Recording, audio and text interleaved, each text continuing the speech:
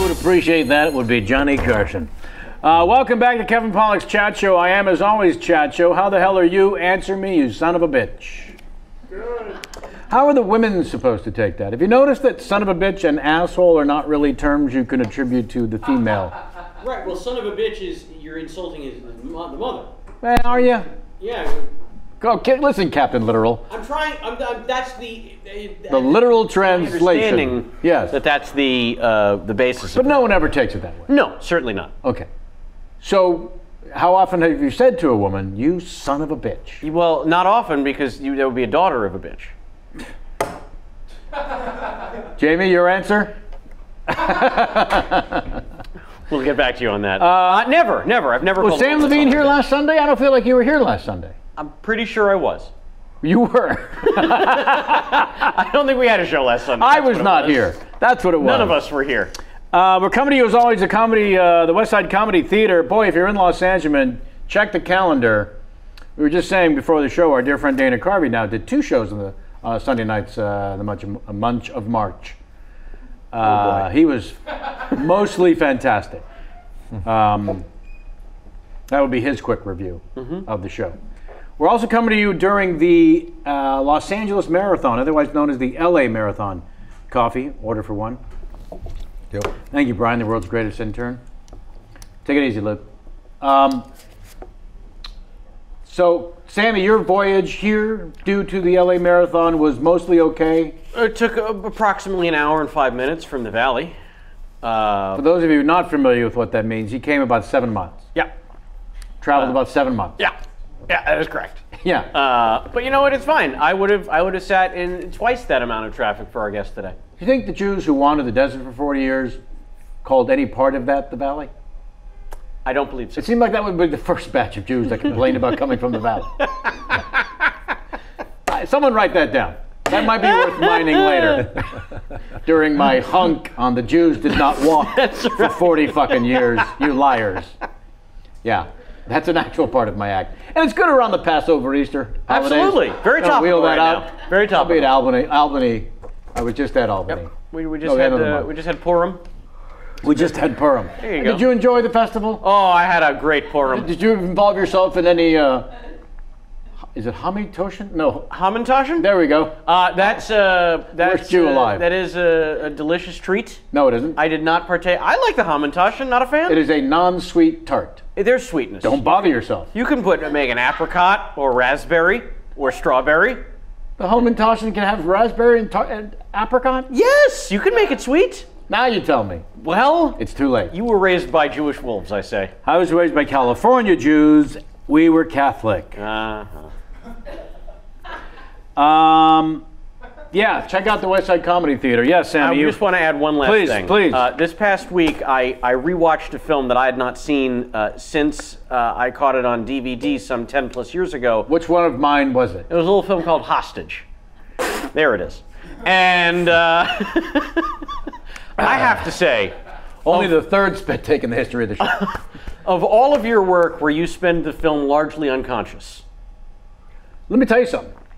One of my favorite things is that I am second billing to Bruce Willis. That's correct. In a film that I am unconscious for conservatively 82% of. That is accurate.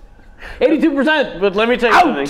On camera still. I've never seen a more convincing unconscious person. Let me tell you something. That's not as easy as it looked lying there, not moving. No. That takes focus and concentration. Yep. Did you know this was our 300th show? Get out of here. It only took us 8 years. You know what other podcasts say after 8 years? This is our 9,000th show. 300 in 8 years. What's the average there? We're talking about 40 weeks a year we try to do, times 8 would be... something like that. 320. So we're only off by 20. Yeah. I don't feel bad about that. No. Why all the yelling? Well, you know, our work ethic is... We're off by 2.5 a year. That's nothing. Come on, people. Get with it. Get off my job. This isn't easy. Should I tell you about some upcoming shows? I would love to hear. All right. Recent guests you should check out on the internet, apparently. Or go to the Earwolf if you're listening. Christopher Guest, Lauren Graham, Billy Bob Thornton, Rob Riggle, Stephen Root. How about that? You fucks. Upcoming guests, Dave Keckner, Jason Alexander, Dave Coulier, Rob Corddry, Rob Reiner, Paul Rudd. There, I said it. Fred Savage sitting in as guest host. This is the first Sam's hearing about this. It's fine. Maybe Dan Luria. Would that be a bonus for you? That would be a huge bonus. Okay. I tried to book Dan for myself a couple of years ago. Too busy. Too busy. You know what? He makes the time for Savage. And in October, it only took us 8 years, Ricky Gervais has threatened and promised. Oof. Yeah, not in writing, so it probably won't stick. My guest today, write to us, you sons of bitches, kpcsfanmail@gmail.com. What was that? Sure, I'll repeat it. kpcsfanmail@gmail.com. We love to hear from you, don't we, though? Write to us, let us know how you do the show. I feel like I've kept our guests waiting long enough today, so let's get right to it. Mr. Kevin Nealon. Kevin! Thank you. We're going to try to go as far outside the box as we can today. Yeah, okay. I'm all about that, man. You and I have played. First of all, may I ask you a question? Please. Sorry for interrupting. Did you have any more to say? Are you, not that it matters, but are you Jewish? I am a non-practicing. I always think it's interesting when a Jewish person is named Kevin. Because it's an Irish name? Yeah, because it just seems like so outside the, speaking of boxes, the Jewish box. The Jewish box, which by is the way, a, was a name I wrestled under in the 70s. You couldn't get me. Yeah. Because I could fold myself into a box. But your parents are California Jews, so that's where that comes from. San Francisco, in particular. Yeah. Still California? My mom's father came from the UK, so I'm half British. My father's father came from the Russia, so the other half would be Russian. Did you ever get your ancestry stuff done, like 23andMe or Ancestry.com? I was just turned on. You know Tony Baldino? Nope. Out of the Schaumburg Improv. It's probably better you say yes now. Yeah, no, oh, now that you said Schaumburg Improv, yes. You know that Tony. Yeah. He turned me onto this Ancestry.com thing. Have you done it? I just did the 23andMe. And how'd that go? You find out there's 23 I'm waiting for the results? It's all the 23-year-olds I've been with. No, it's 23 and me finds it. You trying to find out no, if it's a dating site. No, I spit in it. My wife and I, both of us, we spit in separate what is it? Sure, vial. Vials. Yeah. No, that's not it. Vials? Yeah, vial. V-I-A-L. Test tube. And we send it back. Petri it takes dish. about 4 to 6 weeks to get back the. And we could have different ancestors by then. Sure. You know what I mean? Well, here's what he found out, because he was raised Italian, that these tests go back so far, you find out that it's all Greek. I know. That the Greeks came in and out of Italy a little bit. Oh, well, I saw one guy do a testimony, and he says, "Oh, you know, I thought I was from Sweden. My whole family was from Sweden and Norway, up around there. But turns out we're 100% black." So you never really know. May I get back to my question? Sure. All right. 23 and me, by the way, not where you send in spit to find out if you're schizophrenic. By the way, it was either this podcast today or therapy. Okay. And this is cheaper. This is going to be cheaper and slightly less enjoyable.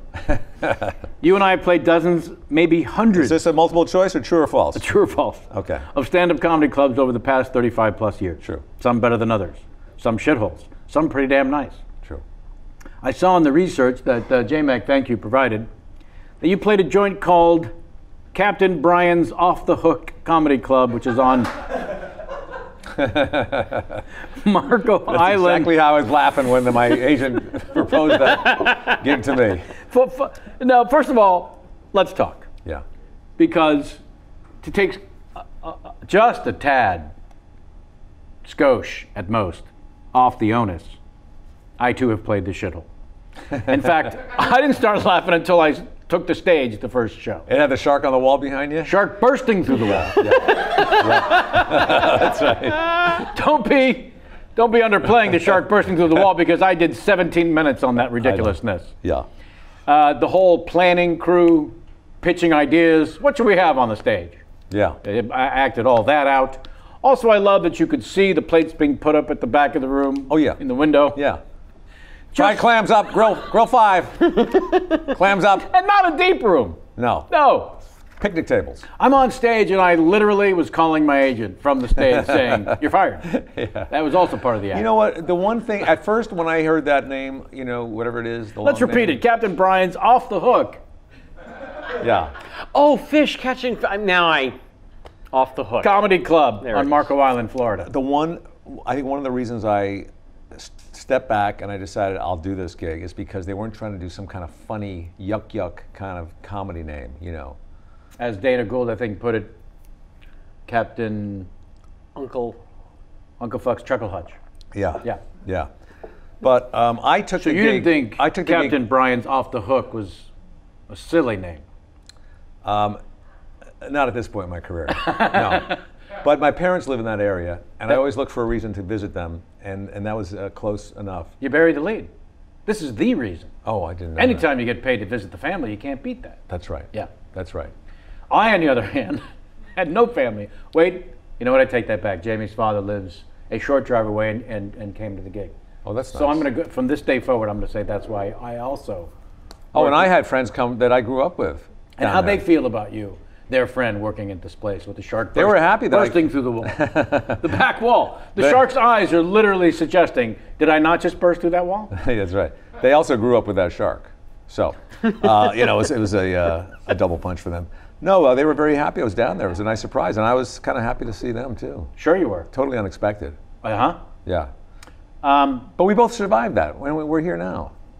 Yeah, see, also, when I started north of San Francisco in the San Jose area, Yeah. there were no comedy clubs. So I would go on when the band took a break in a bar. You know, none of those guys would talk about bitching and moaning and working in strip clubs. Yeah. I'm telling you, going on during the band's break is actually worse. Horrible. Because the guys and the gals have been waiting for the break to come so that they can communicate. Yeah. And then there's some guy on stage thinking his Peter Falk is good, right? Yeah. That's the last thing that should be happening. Also, listening, not good during that time. No, not that's horrible. But I could one up you on that one. Please. What's even worse than during their break is when you go on in the Sooner Stadium in Oklahoma in front of 24,000 kids after Vanessa Carlton and before Third Eye Blind, and as you're out there, they're striking her set and setting up for Third Eye Blind. And they don't tell you they're going to be doing that until you're right before you go out. I have the next question. Did you ever do Gator Growl? Because Gator Growl is actually, Never did it. you know about it? Yeah, I do. They asked me to do one of those videotapes for the big. Yes. Do that. Minitron. Don't do the gig. Right. It's 90,000 people at the Swamp, Yeah. right? Which A little is toasty. toasty, yes, but it's at night in the dark. Spotlights, 3 giant crazy spotlights. They might as well be 5Ks in your face. Yeah. 90,000 people out there. It's their homecoming football Yeah. weekend. Yeah, it's big. Well, 90,000 people, first of all, ridiculous for any performer unless it's Yeah. just music. But they're coming from the darkness. So when they laugh on a punchline, the sound of 90,000 people laughing from darkness when you can't see anybody is potentially the most unnerving thing I've ever experienced. You would think it'd be a good thing. Yeah. Oh, that bit worked. Not the thought. The thought is, did someone just start a jet engine? Will my face be here when I walk off stage? Wow. Wow. Yeah, crazy. But 24,000 while the changing sets. Do you try to make eye contact when the crowd is that big? The only guy I had and eye no one- contact with was the guy who hired me, and he was in the mosh pit giving me the cut the thing, after like 7 minutes. So this wasn't We're happening. Done. No, that wasn't happening.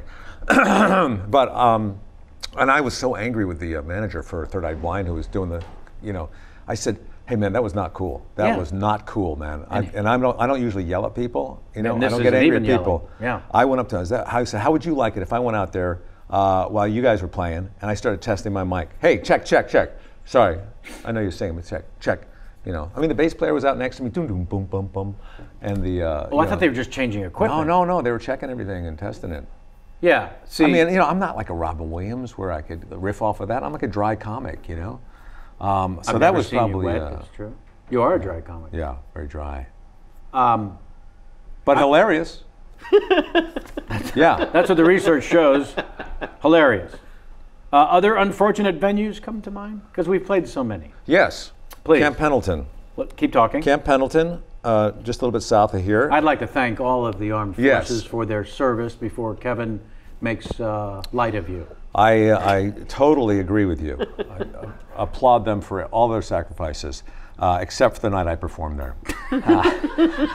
When they turned into awful, horrible It was, people. you know, it was a close gig. It was, I think, for the Marines 19 and under single, who didn't go to the last comedy event for the couples, you know, and 19 the families. and under. 19 and under Marines. You have They don't know who I am. or sarcasm No, they don't or get it. satire. They know about texting while you're on.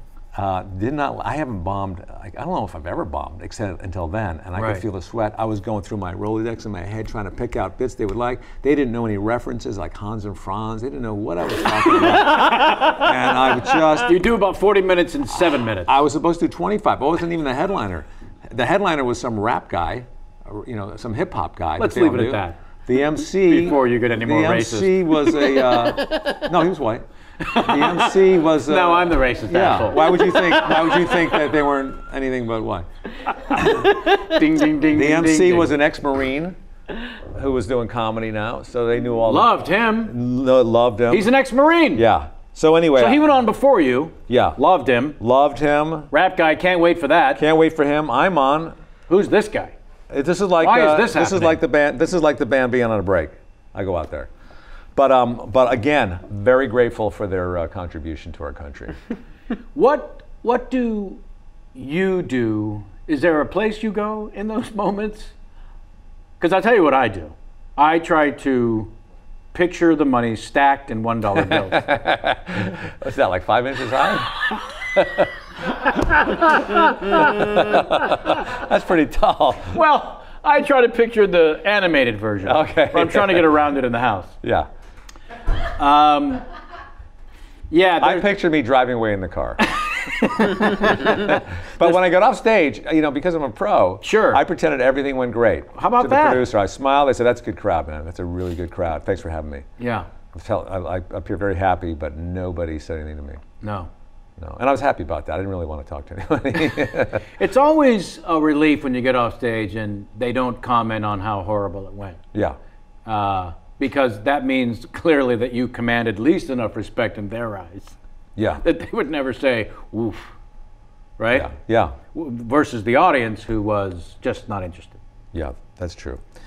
But you know, I'm a pro too. I stay in the pocket. I'll just keep doing the material.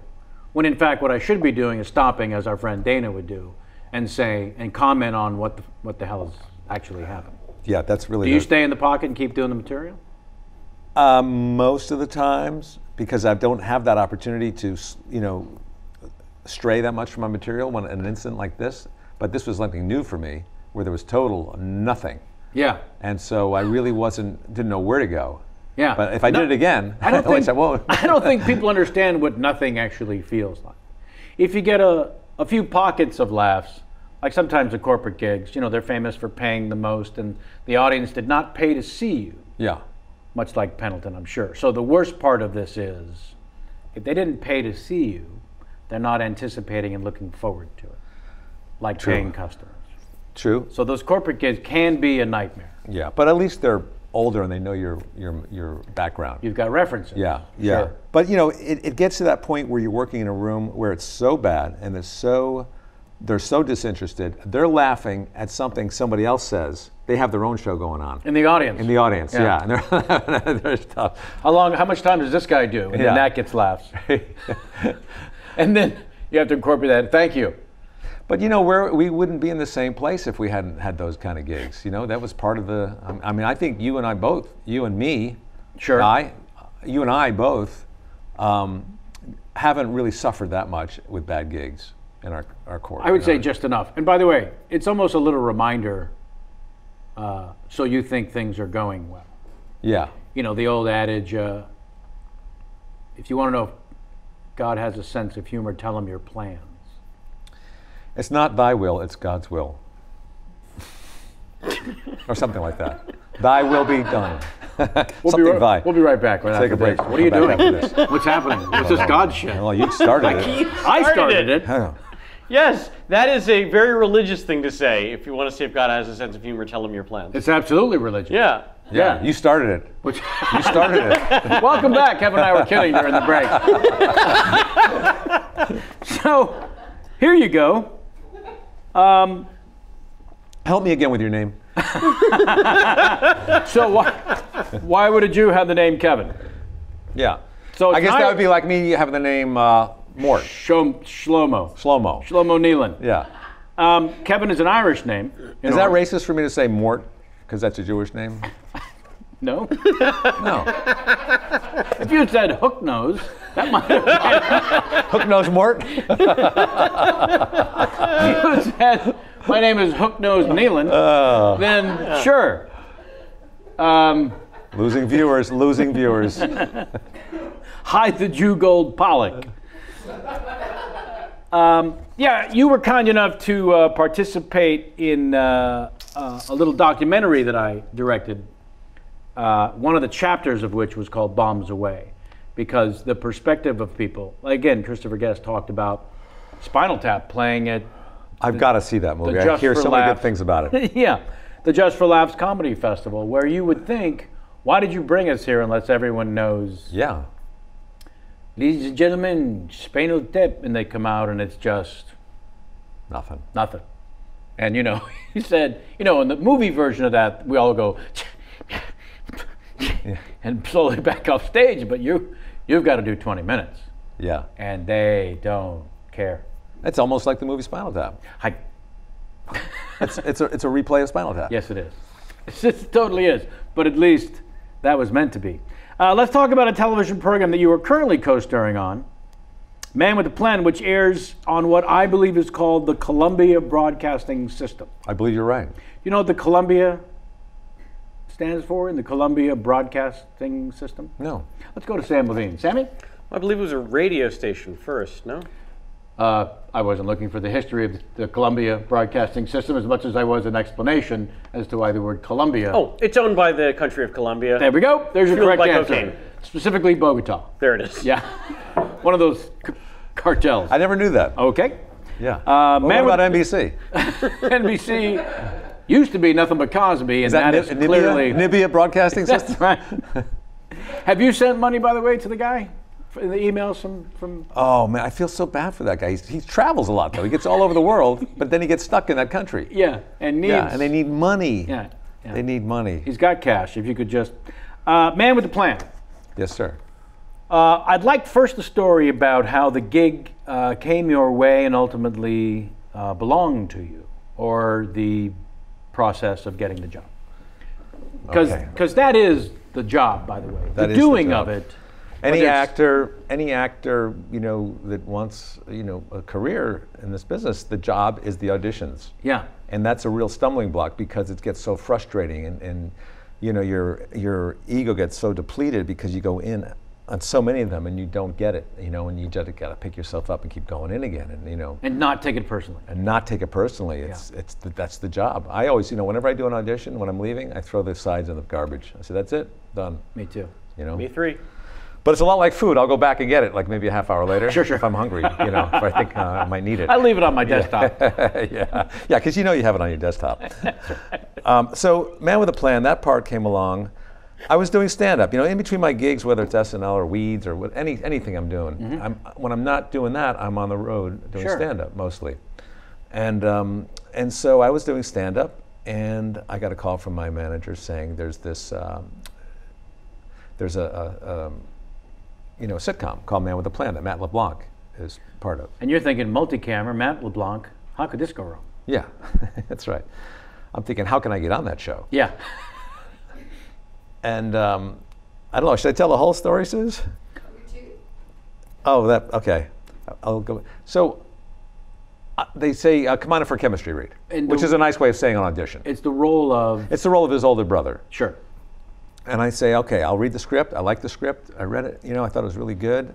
It's a multi-camera, which is really easy schedule. Yeah. I'll be able to stay home a lot. You know? It's also great for comedians who are used to being in front of a live audience. Yeah. There's no big deal about it. Multiple takes. Yeah. So I read it, and I'm going to go for my chemistry read with Matt LeBlanc. Very respectful way to say you're going to audition. Yeah, you're going to audition. I mean, can't I just send some blood work in? That way, that would be easier for me. Yeah. Check my lab work. So, the chemistry read is on, I think, Tuesday. A Tuesday. But earlier that day, you have an appointment. Earlier that day, I have an appointment at my dentist because I have some kind of a tooth problem going on. And I get to my dentist. At what point did you take just a couple of seconds to think, should I reschedule the dentist? Nah, they're so tough to get in. No, I had to do it because it was hurting me. You were in pain. I was in pain. And there's no rescheduling that chemistry read. They got to have them the same day. Yeah, we got to have it the same day. But it was going to be in plenty of time. I would have enough time to get through the dental appointment. And I'm leaning back in the chair. They got me way back, and it's a little more work than they thought. And they're giving me extra Novocaine. Sure. And I can't feel my face, my whole left side of my face. And I said, I got to, I'm looking at the clock upside down, and all of a sudden I'm a half hour away from my audition in the valley. I got to get over the canyons. And I said to my dentist, am I going to get out to the audition? And I got to be there in 30 minutes. Can I get there? And he goes, yeah, okay. And then he starts rushing, That's always good to rush through the dental work, Sure. Okay, just slap that on there. Just slap that on there for now. So they get me out of the chair, and I jump in the car, and I'm driving, and I don't even really know my lines that well, So I'm kind of looking at my lines as I'm driving, and trying to go over them in my head, and I get there just in time, and I'm tapping my face to try to make it come around, and I get there, and it's still kind of numb, Sure. And I go in, and I do a run through with Matt comes into the room. Matt comes into the side room beforehand. The producers are in the other room. They're waiting. Matt wants to run it with me once or twice just to get the feel for it, and I'm doing it with him, and he goes back in the other room, and the producers go, "How is he?" And he goes, "Well, he's really funny, but I think he might have had a stroke." But anyhow, I ended up getting the part. And so when you go in to face the producers for the actual chemistry read, do you feel compelled to mention?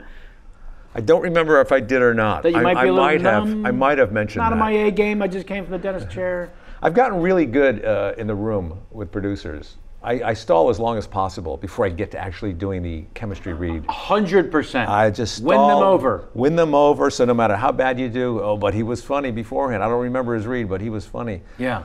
I remember doing another comment on the everything. The actual office. Comment on everything. I usually say, whose office is this? Yeah. One of them raises a hand. We could probably get you a bigger one, right? Which phone do I use? I'll sit there with a script, and I'll look up and I'll say, "Can you just give me a second? I haven't read this yet." See? Boom. Yeah. Or I'll say, "Can I go through my little mantra just before get me in character?" They go, "Sure, yeah." And I look to the side, I go, "Why do you put yourself through this? You don't need this money. This is just a lot of stress for you. Why don't you?" Okay, I'm ready. Fantastic. But I think I could probably do an hour. I could do an hour, probably small talk before the table read. And they're hoping you'll do a tight 6. But I've gotten better. Yeah. Because I used to go in and recommend other people for the role. I would read the thing and they'd be done. I say, who'd be great for this? Kevin Pollak. Or, Dana Carvey, somebody. Yeah. My sister. My ex, who was at the audition for King of Comedy and said, you should see my friend Sandra Bernhard. No way. Yeah, that actually happened. Wow. So there is that instinct sometimes in the room when you are feeling, and it's not even deflecting, but you just know at some point, I'm right for this, I'm not right for this. Because in the early days especially, you kind of go in for everything. Yeah, you do. So now that you're doing the show, there was a pilot, or is it a put thing? Well, I wasn't in the pilot. They shot the pilot already, and they kind of reworked it. And they said, we need Matt to have an older brother. So there's a new character. Yeah. Someone wasn't fired to make room for you. Not for me, no. Right. No, but they did replace the wife. With Liza Snyder. Who's fantastic. And Matt LeBlanc, by the way, we only know him from Friends and episodes and Top Gear, but this guy, I thought I knew a lot about comedy, but this guy is a pro with the sitcoms. He knows how to get a laugh out of every single move. He knows characters and structure, and if the story's working, he stops, he's always thinking. I mean, this is Joey from Friends. I mean, he's so intuitive. And 9 years on that show, and those Friends cast members came out the other end as thoroughbreds in exactly what you're talking about. Yeah. I did a movie with Matthew Perry called The Whole 9 Yards, and there are at least a half dozen joke lines that fans of the movie on the street that I'll meet, will quote back to me, and I'll say, that's Matthew Perry's line. Yeah. Matthew just, and what it is they go through beat the joke all week long. Beat the joke, beat the joke, beat the joke. So they become so genius at that thing. Yeah, yeah. At that, you know, you can have rhythm down, you can have timing down, but that thought process really is extraordinary. I mean, this 22-minute sitcom, or however long they are now, it could be an hour with all of his expressions and reactions to, you know, beats and, you know, looking, and they could just go forever. Just on the line of mugging. They never cross the line. No. Yeah. Because it fits that world. And I'm learning something every day working with him. I mean, I just watch him. I go, oh my God, this guy is just amazing. Even in like we had the rap party the other day, and they had a bloopers reel, and in all the bloopers that he was in, you just see his mind is just, and the way he reacts, he's so quick. Right. So quick. And did you end up enjoying? Because you've done single camera more. Have you done a multi? You probably did pilots that were multi-camera. I did 2 shows. One was called Champs, Sure. David Goldberg, and another one was called Hiller and Diller that Imagine did. Imagine, you know, Brian Grazer. Sure. They lasted like 4 or 5 episodes. Right. But so I have that experience, and I've done guest stars on sitcoms. Of course. So I'm kind of familiar with that. But when you're one of the co-stars and you do 22 episodes, you really get into Oh yeah. that. And do you shoot on a lot somewhere? Yeah, we shoot at Radford Studios, CBS, Studio City, and yeah, it's a certain kind of a craft that you learn to do multi-camera. You really, if you haven't done them before, it takes a while for people to learn how to stand with the cameras, you know, and to be visible with the cameras and hit your marks. Hit the mark, hit the lighting, and to be doubled up with other person so that one camera can catch you both or whatever, you know. And on show night, not push just because there's an audience there. The interesting thing about this show was that I'm working with the director who I had met like 30 years earlier. I was close to a show, and we might have talked about this before. I had like 5 callbacks, and then they decided they were going to go with somebody older, and that was for Sam Malone for Cheers. It was Jimmy Burrows. Holy shit. And so 30 or whatever, how many years later, I'm working with him, and he sees me, and he just goes, you know, we reminisced about the Cheers. Right. Yeah, I'm sorry Cheers didn't work out for you. You know what? Maybe it wouldn't have worked out for me if I got it. I wouldn't be here right now. Why would I need this? I'd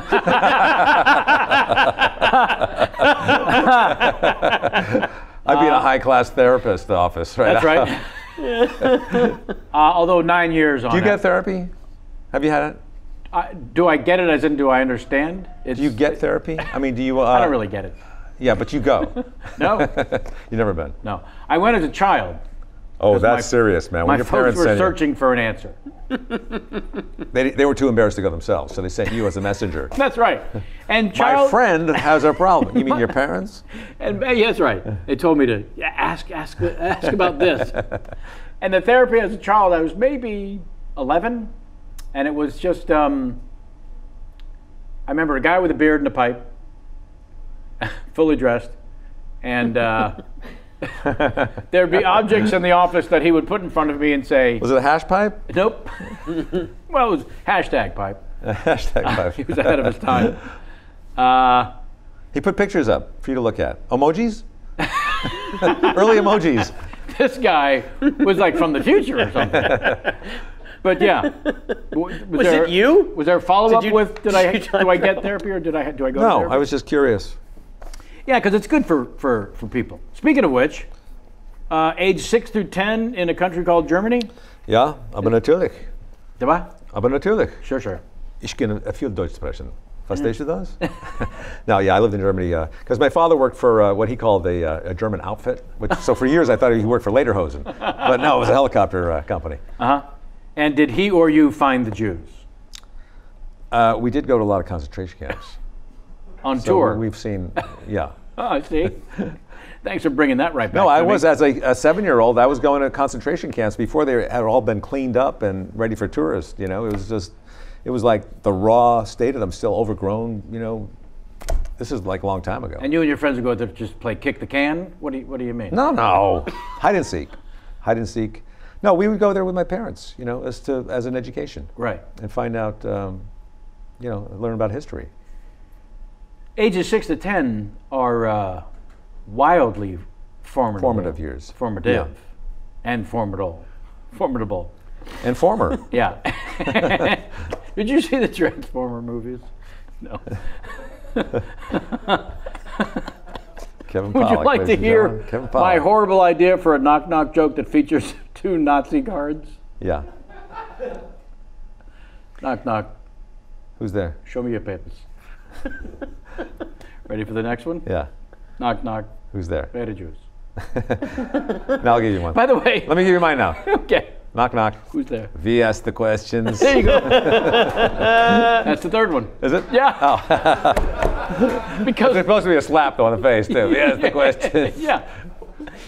By the way, they're both just trying to make each other laugh. That's the thing that makes me laugh the hardest.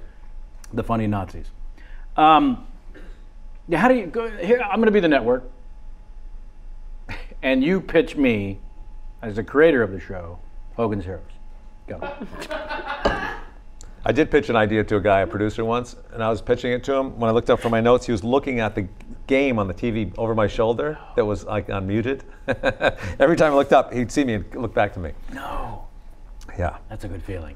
Do you really want me to pitch Hogan's Heroes? I do, but I'm going to tease it by throwing to commercial first, Okay. so you have a second. Okay. We now would like to take a moment to thank our sponsors. Nope. So my story is about these American and English POWs. Prisoners of War. Prisoners of war This during is a World War II. It's a sitcom. It's a sitcom. Okay. Set in a camp, a prisoner of war camp. In what In country? Germany. In Germany? Yes. Great.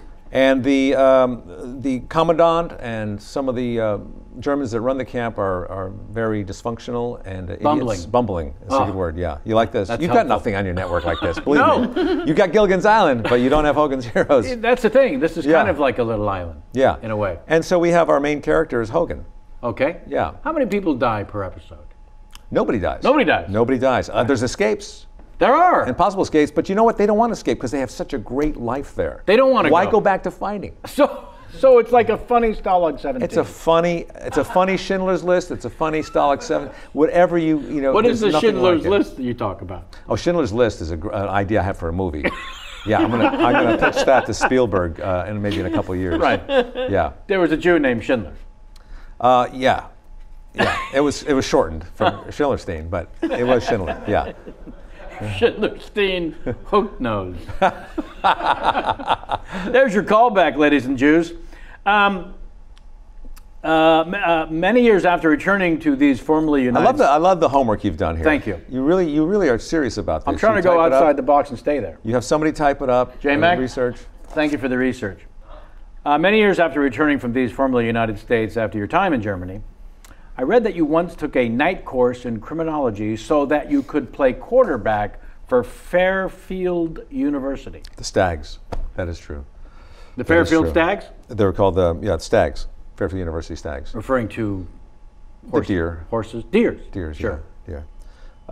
Yeah, that is true. My friend and I, we loved football. We never played in high school, and You just decided I'm going to be a quarterback. well, I loved playing football. We played a lot of sandlot football. Sure. And we had our own equipment. We had shoulder pads and helmets, and we played a gang from across the street. Flag from or across the tackle? city. Tackle, with no refs. So it was just all arguing to see who had the right call. So it was pretty brutal. At what age was that happening? That was like 12 to 18, 19. It's really like your idea of being in a gang. It was, but we Yeah. had protection. Right. Yeah. So my friend Bill said, hey, I found out we could play football at Fairfield University if we take a night course. And they have a club football team. We travel on the road, we play Stony Brook, all these other teams, St. Francis in Pennsylvania. So I said, let's do it, man. Because I had a pretty good arm, and I was pretty quick, still am. And and so sure enough, we signed up for a course in criminology. Sure. At Fairfield University. I think we went maybe to 2 classes. We got the 3 credits, and that qualified us to play football. The starting quarterback got hurt, so I got to be quarterback and kicker and punter. And For a season. For a season, I got nominated MVP player. My buddy got All-American. Your buddy got All-American. Yeah, for club football, and it was What great. position was he? He played offensive linebacker. Sure. And so we had a great time. And then after that, as I was coming out to Los Angeles to become a stand-up comic, I thought, you know what? I'm gonna keep practice kicking, punting, because I'm gonna try out for the LA Express, which was the name of the USFL football team at the time. I believe that's what it was called. And I was gonna try out, and so I would have that little hook, where I was a comic, but I was also the kicker for the LA Express. You could be the punter, the field goal kicker? Yeah. So I used to practice at Fairfield High School. I'd get like 8 footballs and I would practice every day. Did you get a tryout with the team? My comedy started taking off before the football thing Thank came around. goodness. Thank God. Yeah. Otherwise, I'd be in a wheelchair right now. Take a break. We'll be right back. You'd be in a great wheelchair, though. Yeah, it would be nice. Yeah. Be one of the nicer ones. Yeah. But I really hung that ball up there. It would hang up there. You know, 4 seconds is pretty good hang time. Mine, 15 seconds. 15. People would check their watches. Yeah. I did put a little helium in it. Sure. But still, not enough to notice. The original inflate gate. Mm-hmm. Let's go way back to the bartending days at the Improv. Yeah. Now, I read also somewhere that Les Moonves was a bartender at the Improv before you? No, Les and I worked together at the Improv. Same time? Same time. He worked the service bar in the back, in the showroom. Yeah. You know, in other words, he got all the drinks for the waitresses that came back there really quick. They needed to serve the room. And I worked out in the front bar area. Sure. And have you seen him? yes, I see him off. I mean, he's, you know, the head of CBS or whatever he's the head of now. And more, yeah. And more, yeah. And so, you know, whenever we meet, we kind of laugh and chuckle about our times at the bar. And he would always tell me, he goes, Kevin, I'm telling you, I would see you on stage and I think, this poor kid is wasting his time. He's in the wrong business. Yeah, because every now and then when you were attending bars, somebody would cancel and they'd throw you up. Well, yeah, I wanted to be a stand-up. And Right. this guy, Steve Morgan, who was a friend of mine at the time, he was the head bartender and he liked me and he got me a job on the slow nights on Sunday and Monday nights. And I didn't know how to bartend. I kept that Boston bartender's guide behind the bar and I would always glance at it like, I didn't know what a 7 and 7 was. Well. And I thought the stronger you made the drinks, the better people would like it. It was Sure. that college mentality. Sure. And Is so that yeah. not the case? No. So I would be making bad drinks, and then a comic didn't show up. Bud Freeman would put me on stage, and I'd bomb in the back, and then I'd have to come back outside the bar where people were angry at me because you know, they had to wait. Sure. But it was a great experience. I got to see so many, you know, comics come in and out of there, and comics I watched on TV growing up. What year are we talking? This was 79, 80? 80, 81, yeah. So who were some of the guys on the lineup? Oh, come on, man. Talking Everybody, Seinfeld, Reiser? everybody. No, I'm talking Robin Williams, Andy Kaufman, Albert Brooks, Steve Martin, everybody. Seinfeld was later, and I would watch from the people up in the office because it was packed. The back room was packed. You know, like Richard Lewis, you know, all these expatriate New Yorkers, you know, would come on, and it was packed, and they would kill. And I've never sensed the energy in a room like that since. Right. You know, and Andy Kaufman doing his washing machine thing up there and reading from The Great Gatsby. What was the washing machine thing? He would sit there doing his laundry and eating a watermelon. There was While a his washing machine Yeah, he had a on laundry. stage. He put a laundry machine on stage, and we were going to watch him. The audience was going to watch him do his laundry, wait for his laundry to be dry, while he ate a watermelon and cut up a watermelon. No talking. No. But when somebody laughed, he'd look up like something was going on in the laundromat. You know, that he couldn't understand what was going on. What was disturbing him? What's that sound? But I remember talking to him once out front because, you know, he was one of the guys that really influenced me. It was Steve Martin, Albert Brooks, and Andy Kaufman because they were so unique and original. Yeah. And I remember going up to Andy Kaufman outside the Improv once, and I said, I knew he did TM, Transcendental Meditation, and I said, tell me about this meditation stuff you do. I could care less about the meditation. I knew he did it, but I wanted to talk to him. You know, Right. So he talked for about a half hour about it to me, kind of looking out past me at the traffic as it went by, and once in a while glancing at me. But the whole time I would just stare at his face, like Sure. looking at the moles on his face, and go, "Wow, it's Andy Kaufman right there." And thank you very much. Thank you very much. You know, going all through all that. But he was talking as himself. Yeah, he was. So I got to see all those people and hang out Albert and Brooks watch. on stage, there's nothing like it. Albert Brooks came down once, and I've talked to him about this recently. It was open mic night, and he called. I was the bartender. He said, "This is Albert Brooks. You do the Albert Brooks better." He goes, "This is Albert Brooks. Can I come down and do some time?" And I said, "Sure. I don't even have to ask Bud. Yeah, come on down." So he came down. He did like an hour and a half on stage, you know, at the open mic night, and I just sat and watched him, and amazing opportunity and experience. The last time I saw him, he had been nominated for Broadcast News. That's how far past his stand-up career we're talking. He'd been nominated for Best Supporting Actor for an Oscar. Yeah. And it was the year that Sean Connery won for The Untouchables. And it was the 2 nights before the Academy Awards. Yeah. And he went on stage, and for 45 minutes, he just talked about why Sean Connery was going to win. and something that came out of the press about Sean Connery possibly being a wife beater. Not the shirt. Yeah. And so at least 17 minutes of the 45 minutes was, how does Sean Connery do that? Yeah. Yeah. With the accent. Yeah. And stream of conscious. I don't think I'd seen a performer quite like that. Have you ever met Sean Connery? No. I met him once. Golf course? No, it was in Scotland. We were at a friend's castle. Keep talking. We were. How's that not in the fucking research, J-Mac? It was a week-long party at this castle, Billy Connolly's castle. Celebrating. Yeah, Pamela Connolly. Just having a week of friends over, and everyone from Steve Martin to Robin Williams to Eric Idle to Eddie Izzard. Are you staying in the castle? Staying in the castle.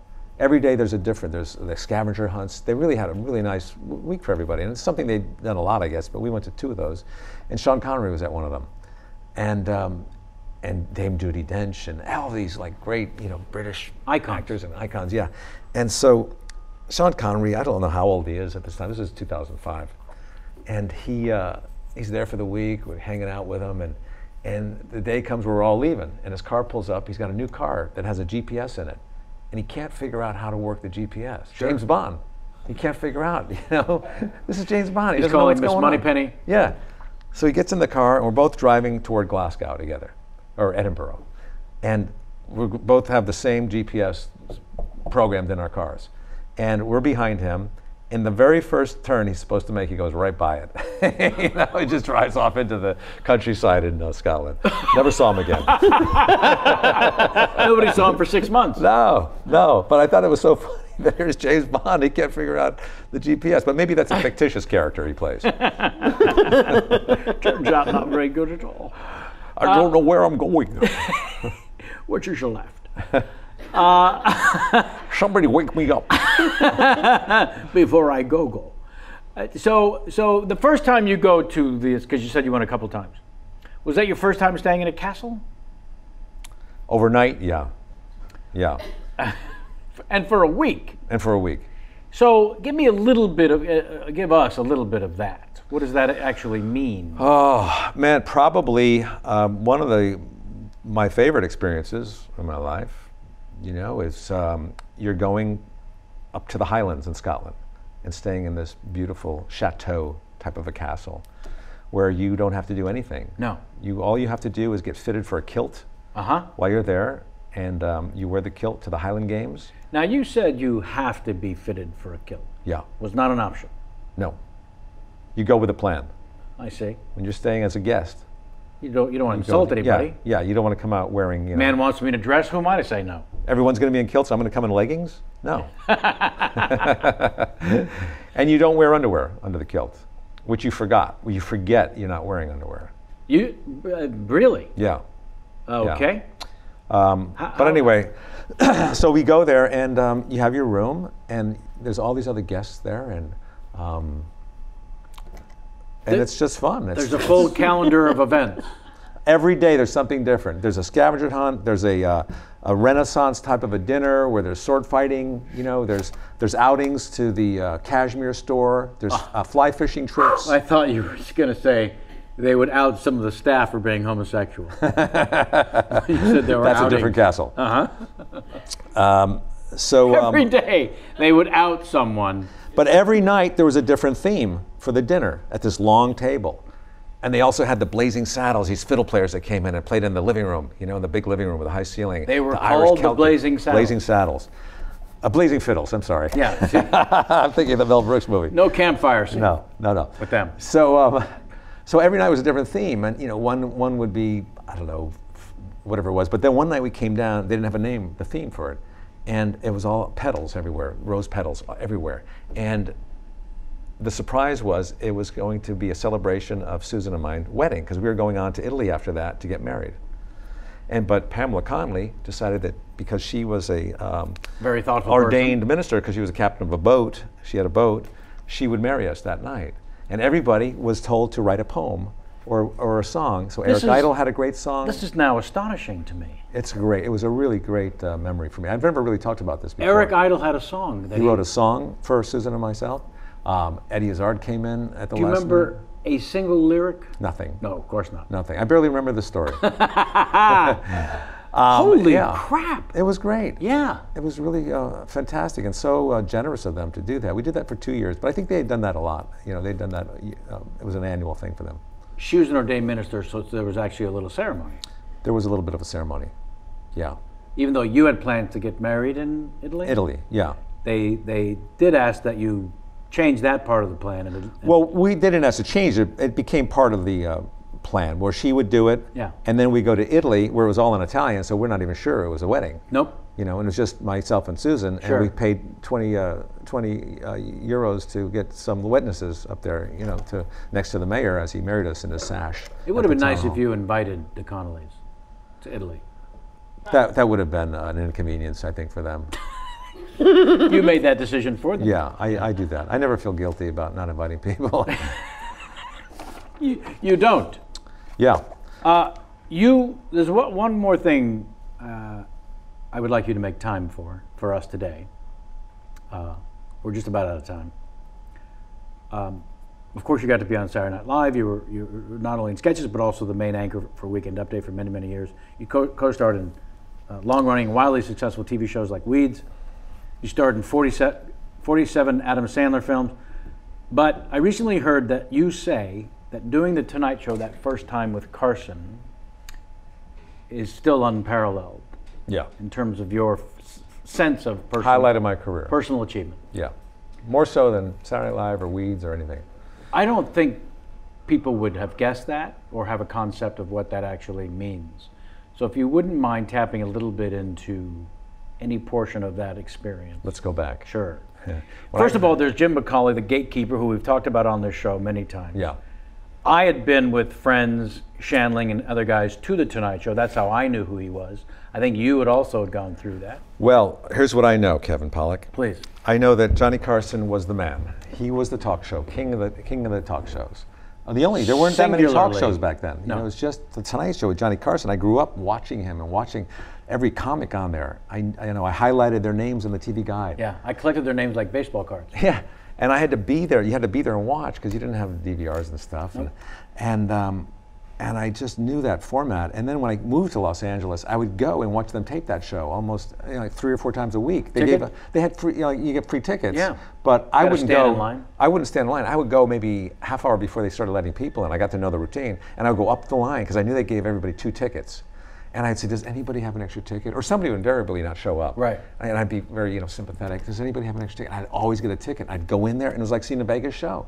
I knew the warm-ups beforehand. I knew how Ed McMahon came out, and Doc Severinsen came out, talked to the audience, and then Johnny would come out a little bit. Johnny would come out, and I remember he would make a point of swearing. Yeah, the audience They had loved it. never heard anything like that. Yeah, yeah. It was, Killed. if you could imagine in the world of shock humor, Yeah. the most shocking thing in the world was to hear, you believe this shit? Yeah, yeah. And the place went bananas. Bedlam. And he did that every day. Yeah. Every day. And I would see everybody on there. I'd see comics in there, Paul McCartney. It was like a show, a Vegas show. And I knew the band. I knew every guy in the band because I watched them so closely. I know that sound, that music they played. So The drummer's name, Shaughnessy? Shaughnessy, Ed Shaughnessy. Ed Shaughnessy. So every comic was trying to get on the Tonight Show. And we knew that his time was coming.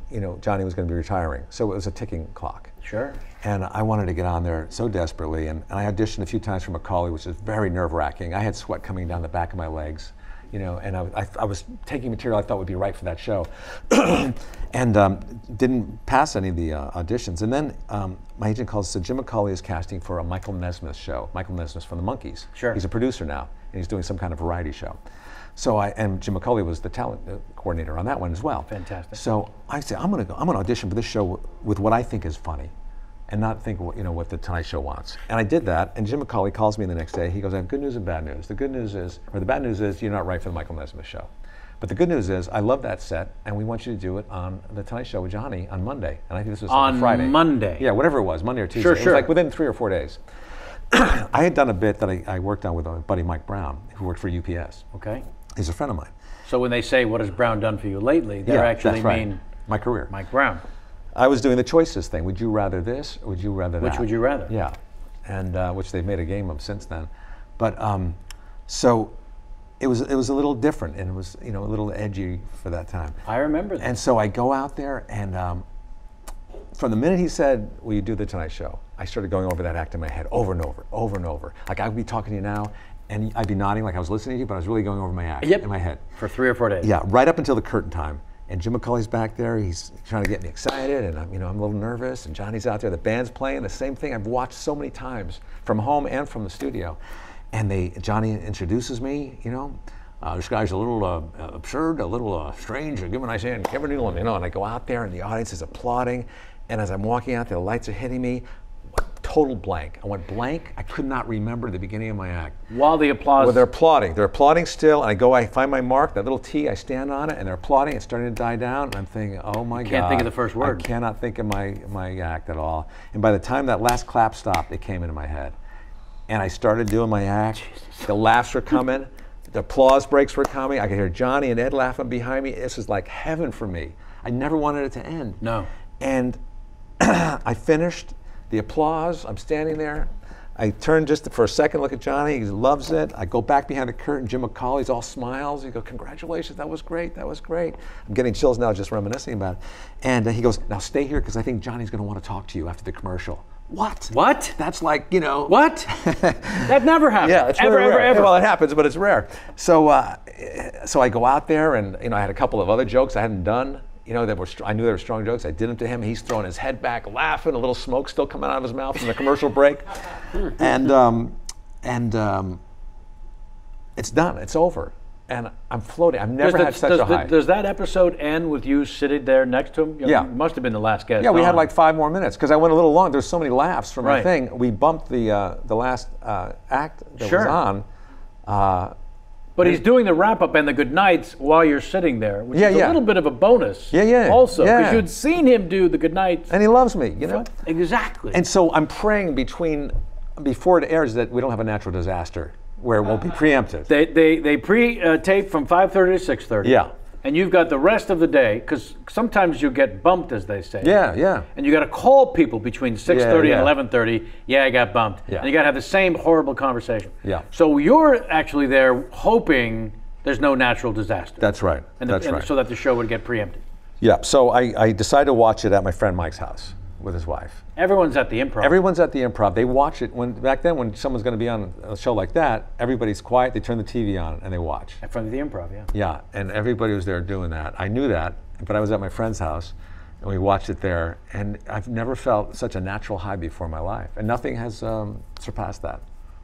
I mean, that's the sad part of the story. That is the sad part.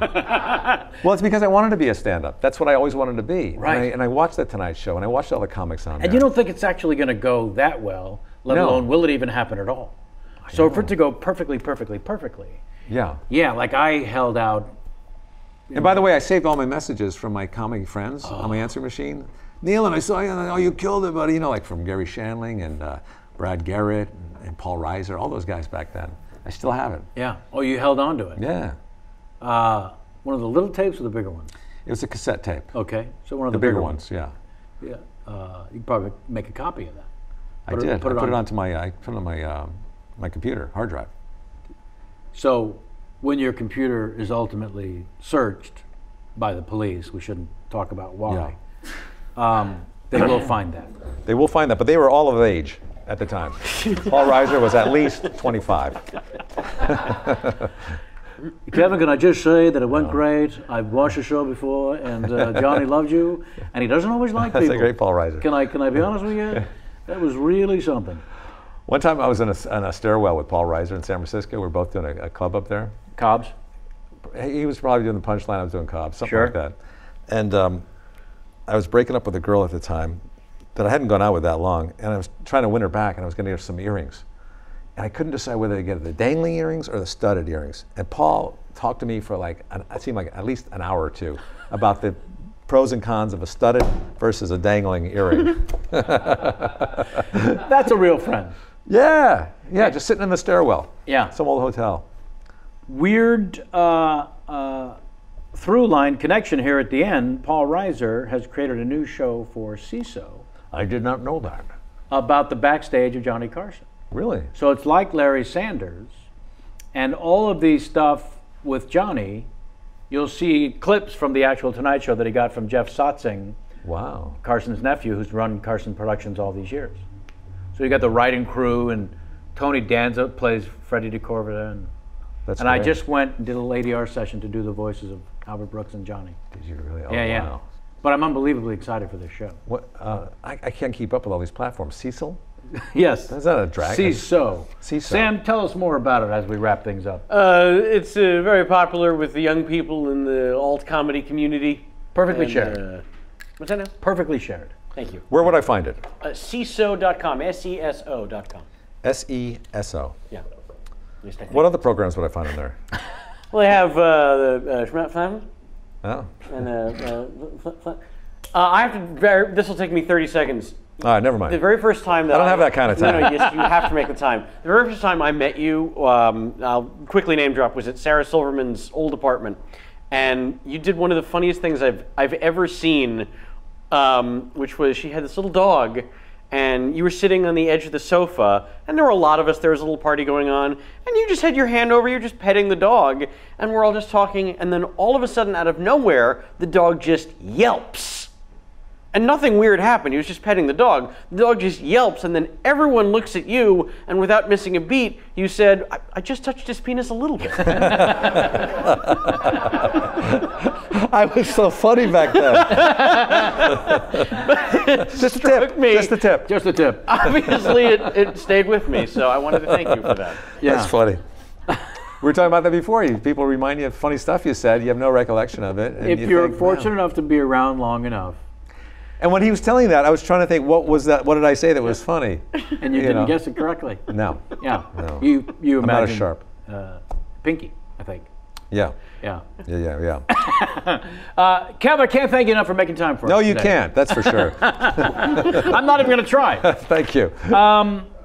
Honestly and truly, there's so much more I wanted to talk about, so you have to come back again. We do have a section on the show. We'll just run this out, called Famous Questions, where I get famous people to ask questions of you, famous people that you know. Okay. This one comes from Dana Carvey. Who was Gary Prince? Who's Gary Prince? He's he used to be our trainer from Brooklyn. Correct. Continue. What are the origins of the So-I guy? Who asked that? Dana. Oh. Well, that was a bit I did, I called it a true story, where the audience would fill in the end of my sentence, because I couldn't think of the word, because my father was like that. He could never think of the right word to end it. So the so-I thing came out at the Improv, where somebody would start the sentence. Also correct. What did you say to Charles Barkley at a golf tournament that made him feel better about his game? Who asked that? Dana. Oh. I'll have to ask him for the answer. I said, this is not basketball. You don't have to be good. You did? I don't know. That's pretty funny, though. And the last question comes from Nick Swardson, who you've done a couple of movies with. I thought you said famous people. Have you ever broken as hard in a scene as you did with me, quote, in that scene in Bucky Larson at the door? Maybe I came close once with Larry David from Curb Your Enthusiasm, but probably not. Yeah. Probably not. Yeah. Thank you, pal. Thank you, KP. Yeah, honestly and truly, please don't leave without the gift? The gift bag. We do have a gift bag. I was only kidding, but there is one there. Yeah. It looks like produce. Is it produce? We're kidding. It's bananas and celery. Nice. Yeah, we know you're a vegetarian. Thank you, brother. Thank you, pal. Sit there uncomfortably for 40 seconds while I wrap things up for the folks at home. Wait for the audience to file out? Yep, we're gonna flip the house. Thanks, everyone, once again. We have a newcomer to the crew as of today. We're just going to call her Jaden Dobro. She hates it. Go with Jaden Fox. She's going to change her name. That is her name. Oh, yeah, Jaden Fox Dobroshevsky. On makeup, let's hear it. First time. Up in the crow's nest, we got the J Mac and it looks like Mike Doom and Luke Allen. Welcome back, Brian. So glad to have you back. Honestly and truly, evil Dr. Kenny Chen, there he is. Sam Levine, thank you for pulling it all together. Sure. Write to us again, KPCS, fanmail@gmail.com. That is our show this particular day. And also Corey Levin on Post. Cut that out. Until next time, and as always, get out of my face.